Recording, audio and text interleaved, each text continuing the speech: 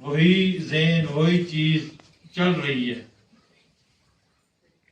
نبی کریم خاتم النبیین کی حدیث مبارکہ ہے کہ بنی اسرائیل کے انبیاء سیاست کرتے تھے، میرے بعد کوئی نبی نہیں آئے گا، میں خاتم النبیین ہوں، لیکن میرے خلفاء سیاست کریں گے.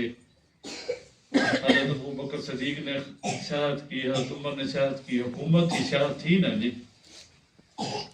یہ سیاست کو ہم نے غلط رنگ دے دیا ہے. سیاست کا مطلب کیا ہے؟ سیاست کا معنی یہ ہے کہ صحیح چیزیں ٹھیک کرنا، غلط چیزوں کو ٹھیک کرنا، ان کی اصلاح کرنا. لیکن اصلاح ہماری وہ لوگ کر رہے ہیں جو خود اصلاح کے قابل ہیں. اگر آج یہ آپ کے علماء اسمبلیوں میں نہ ہوں، یہ جو آپ کے اکابر نے محنت کی ہے، جیسے ختم نبوت کا 74 کے آئین میں قادیانی و کافر قرار دیا گیا ہے اور اسلامی شکیں ہیں، تو اگر یہ علماء اسمبلیوں میں نہ ہوں تو یہ ساری ختم ہو جائیں گی. یہ شور مچاتے ہیں، پھر عوام نکلتی ہے، عوام کا جذبہ ہے، روڈ بلاک کرتی ہے، اس وجہ سے یہ کچھ نہیں کر پا رہے.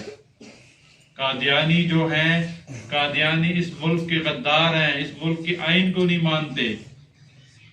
پاکستان کے ٹی ٹی پی والے طالبان جو ہیں، وزیرستان والے، ان کے ساتھ کیوں یہ جھگڑا ہے؟ وہ پاکستان کے آئین کو نہیں مانتے نا، تو فوج ان کے خلاف، پوری حکومت نشین ان کے خلاف. قادیانی اسی طرح ہی جناب سے پاکستان کو نہیں مانتے، اپنے مردے امانتاً دفن کرتے ہیں، لیکن ان کو اتنی مراد دی جا رہی ہیں کہ ان کے پشت پہ بڑی طاقتیں ہیں، مغرب ہے، امریکہ ہے، اور ہمارے حکمران ان کے غلام ہیں. یہ حکومت نہیں، ساری حکومتیں، میں ساری حکومتوں کی بات کروں، وہ بے نظیر کی حکومت ہو، وہ زرداری کی ہو، وہ نواز شریف کی ہو، یا عمران خان کی ہو، سب اس کی پشت پناہی کرتی ہیں. یہ آپ کے علماء اندر ہوں گے، یہ دیکھیں گے تو کام بنے گا. یہ جو مدارس ہیں آج کل آپ کی دین اشاعت اور دین اسلام کی یہ چھاونیاں ہیں. اگر یہ مدارس نہ ہوتے تو پتہ نہیں آپ کو کیا حال ہوتا. سعودی عرب میں حرمین شریفین ہیں، بیت اللہ ہے، اللہ کا گھر ہے. مدینہ شریف میں نبی کریم صلی اللہ علیہ وسلم کا روضہ مبارک وہاں ہے صلی اللہ علیہ وسلم، لیکن وہاں جو علماء کی حالت ہے، بات نہیں کر سکتے. حکومت سے جو لکھا لکھاتا ہے وہ پڑھتے ہیں. یہ تو آپ کے مدارس کی برکت ہے، ان علماء کی برکت ہے جن میں ہمیں جناب صاحب مولوی صاحب پہ باتیں بھی بہت کرتے ہیں. ایک بہت بڑا رائٹر ہے اشفاق احمد، وہ لکھتا ہے کہ ہمارے معاشرے میں کچھ لوگ اسلام کو گالی دینا چاہتے ہیں لیکن اسلام کو گالی نہیں دے سکتے، وہ مولوی کو گالی دیتے ہیں.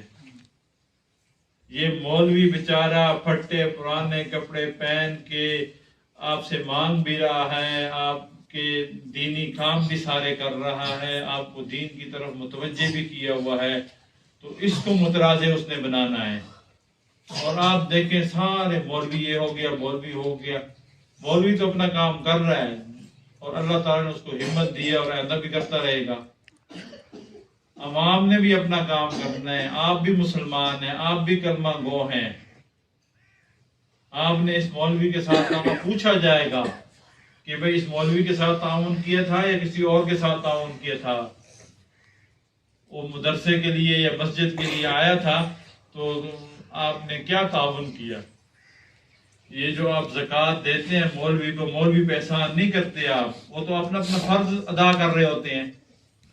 مولوی کی تو یہ مہربانی ہے کہ وہ آپ کی زکوٰۃ صحیح طرح لگا دیتا ہے، اس کا مصرف صحیح ہو جاتا ہے، آپ کو ثواب مل جاتا ہے.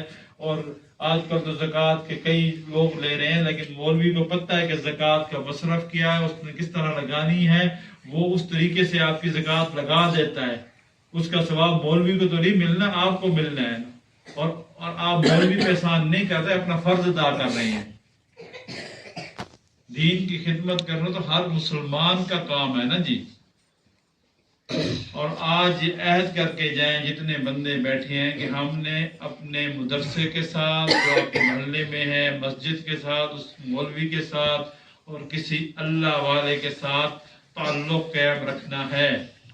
اگر وہ تعلق قائم ہوگا تو آپ ان فتنوں سے بچے رہیں گے.